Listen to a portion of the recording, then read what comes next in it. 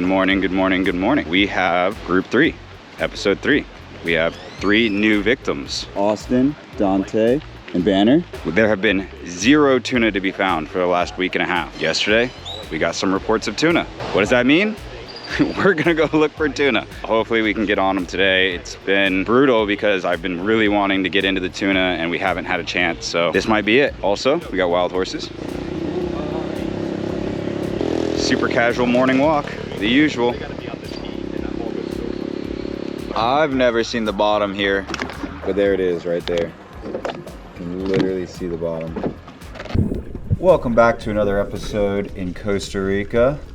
Here, I'm pointing at 2 pargos doing what looks like some sort of mating ritual. They are spinning around each other and acting very weird.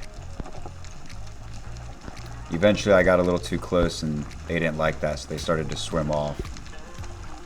But these fish were all striped up and swimming around each other. Dude, that's some crazy snapper behavior. We do another drop and I was able to watch Banner shoot this beautiful Pargo Amarillo. It's a nice one. You can see he's wearing nothing but a dry fit shirt and some shorts. Nice warm water. And we had great visibility this day. It's about 65 to the bottom there. Super blue on the top. Breathe. Breathe. Breathe. Nice shot, buddy. Here. Dude, that's a big Amarillo. These things are tasty. I really love eating Pargo Amarillos. They're an amazing fish, great quality, and that was a big one for its species. We pushed offshore and we decided to try to look for some tuna. We found the dolphins, but there weren't very many tuna around. We kept doing drops over and over again, but we decided to leave that action and head back to the reef. The beautiful part about diving in Costa Rica is if the offshore fishing, be it mahi, wahoo, or tuna, isn't happening, you can always push back to the reef and find something to do. This time of year, it's usually good visibility, and on this day it was no exception. Look at these pargos. I was able to get their attention, and so I pointed down and asked them to go shoot it, but they left. Austin makes a drop, and he has a great hunt. You can see how he kicks towards the fish, stops, shoots the fish, and starts coming up. It looks like everything's under control, and I look over to my right because I wanted Banner to shoot one of the other fish. Banner points down and all I see is a gun sinking to the bottom. My first thought is something happened with Austin and I need to make sure Austin's okay, but that gun is gone.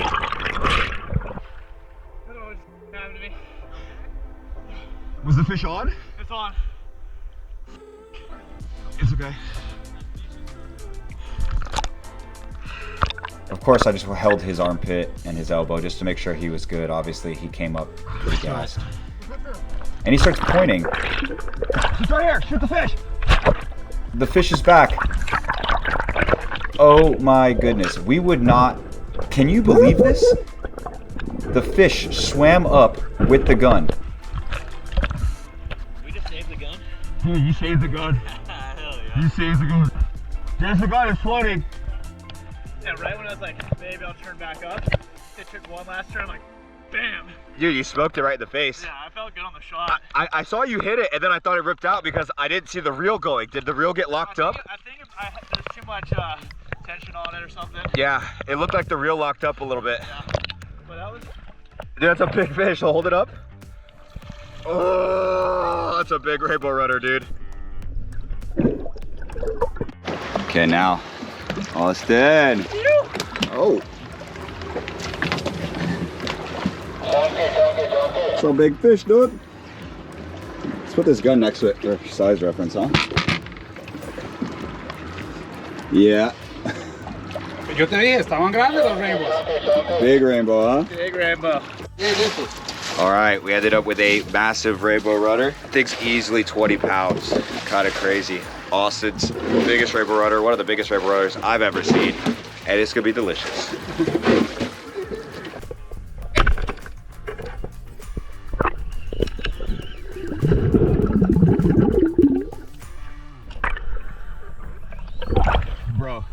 Let's do some Hollywood with that thing. It's a beautiful fish, bro. Beautiful. Some of these yellowtails were massive, you know, almost in that 15-pound range. Excellent loins on them, used for sushi or sashimi. You could see the way they swim and the way they come into hand movements. It reminds me a lot of the hamachi that we shoot in California. This fish had torn out, and unfortunately the second shot didn't make it. And we had to watch a fish just sink to the bottom. This is the fat I was talking about. In Costa Rica they call these plantaos, and it's a designed aggregation device so that bait can be attracted and eventually predator fish. We did find some smaller tuna, so we shot one and I was able to get a second shot on it. Yo, Banner, you had like an 80 pounder like 20 feet below you. Yeah. I didn't get any big ones near me at all. Big ones, yeah.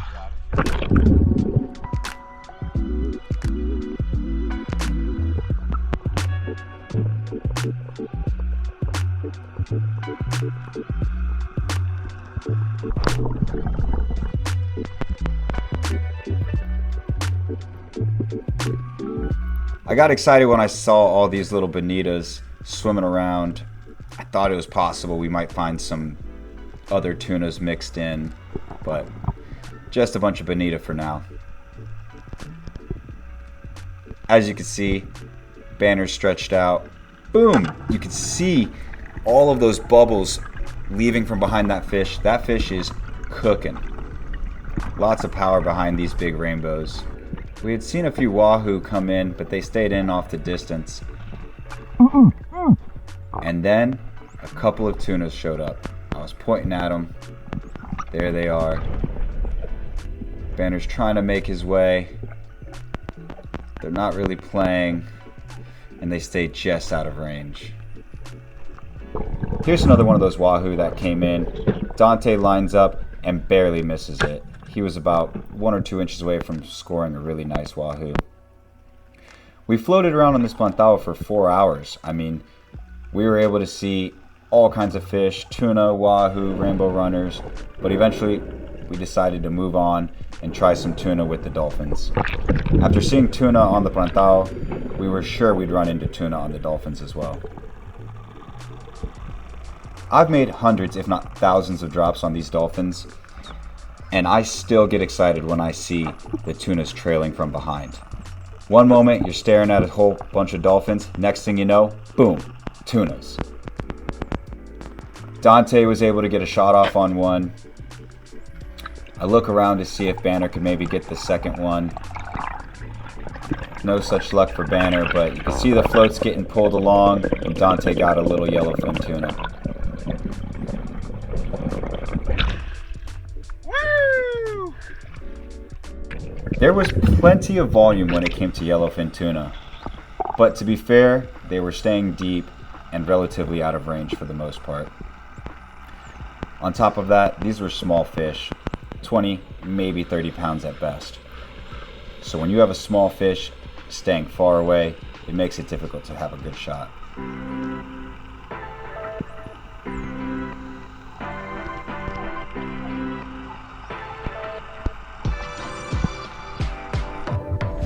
After diving with the dolphins and lots of little yellowfin tuna, we decided to head back to the plantao. We had already spent 4 hours there and seen so much life, so we decided to give it another try.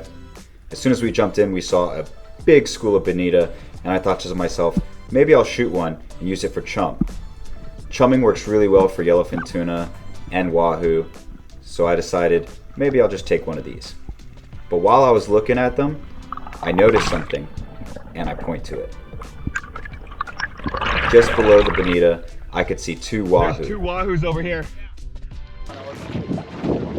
So we just ran out of fuel very close to land, but no problem. Fuel delivery. Don't bring nothing, bro. Yeah, Michael. Sorry, guys. That's a fucking problem. The next day we decided to push offshore again. It was incredible visibility and really calm conditions, so we wanted to try for the tuna. After all, that's what these boys had come here for. We found a bunch of dolphin and started making some drops. I didn't see any tuna with this group of dolphins, but I did end up finding a dolphin that wanted to play. You can see here we end up having a pretty intimate reaction. Normally when we see dolphins, they're moving from point A to point B and they can't be bothered with anything that you're interested in. In this case, the dolphins were more than willing to play and circle us. All right, so after many days of not seeing big tunas, we're seeing big tunas. We haven't closed the gap yet. They're just a little bit far away, but they're big. They're really, really big, so we're gonna try to get on them now.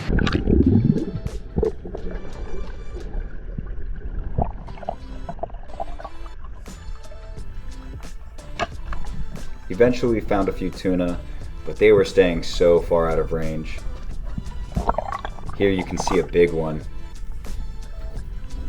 And Banner's swimming towards him. He's getting close. It might be the shot. Oh no. That was a monster fish.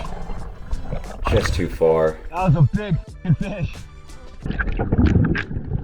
After seeing a fish of that size, we had to stay with this school. I estimate that that fish was about 150 pounds. It was huge, it was just a little too far away, so we decided to keep making drops. Once again, these dolphins were extremely curious. Check out this one as he looks at me and turns sideways. Here's those big fish again. We found them. Notice how Banner was looking over his left hand shoulder. If he had been looking over his right hand the whole time, he probably would have closed the gap on that fish. Unfortunately, he was looking left when he should have gone right. But another example of being in the right place at the right time. Hey, those were big tunas. You locked in on one that was here. You had one on your right hand side. I kept screaming at you. And if you would have seen that he was coming, you could have angled towards him and gone. Yeah. Keep your head on that swivel. We got big tunas. We had now seen big tunas twice, had an opportunity at them twice. It gives you the energy to keep diving and making these drops, hoping just to see one. I ended up having this ridiculous interaction with this dolphin. He let me get so close to him, and the GoPros don't even do it justice. With it being a wide angle, I was 1 or 2 feet away from this animal. Really magical.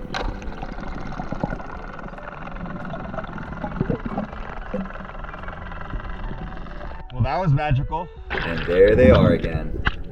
Those bigger sized tunas just kept staying out of range. You can see I'm trying to flash at them, see if I can get them interested. This one right here that comes in is pretty big. But again, he was coming right towards me, and then he turned. Usually they're a little bit more curious, and they come in a little closer, but they were just being really difficult this day. It was just one of those trips. Unfortunately, we didn't get the big fish that we were after, but we did see plenty of big fish and we had some opportunities, and that's what keeps us coming back for more. See you guys next episode. Thanks for watching. Time to eat.